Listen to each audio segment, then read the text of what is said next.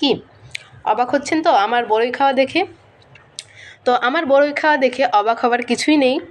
জানি একদল পাবলিকের এইটা নিয়ে অনেক অনেক মনে প্রশ্ন, অনেক অনেক তাদের জিজ্ঞাসা।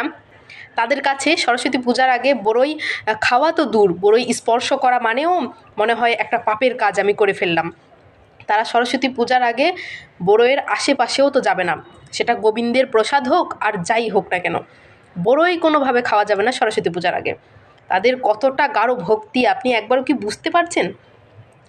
তো এই ভক্তিটাই, এক্স্যাক্টলি এই ভক্তিটাই যদি সকলের যদি গোবিন্দের প্রতি থাকতো, এই ভক্তিটাই সকলের যদি ভক্তি জীবনে থাকতো, যে 15 দিন পর পর আমাদের একটা করে একাদশী ব্রত, এই একাদশী ব্রততে যে করেই হোক আমি অন্ন গ্রহণ করবই না, একাদশী ব্রত আমাকে করতেই হবে, সেটা যে কোনো মূল্যে, এই ভক্তিটা যদি সকলের থাকতো না, তাহলে আজ এত বিভ্রান্ত এই সনাতন ধর্মের হতো না। তো এসব কুল খাওয়া কুসংস্কার সকলে বাদ দিয়ে সকলে ভক্তিজীবন লাভ করুন, আর ভগবানের মহাপ্রসাদ হলে অবশ্যই সেটি গ্রহণ করবেন, সেটা বড়ই হোক বা অন্য কিছু হোক। হরে কৃষ্ণ।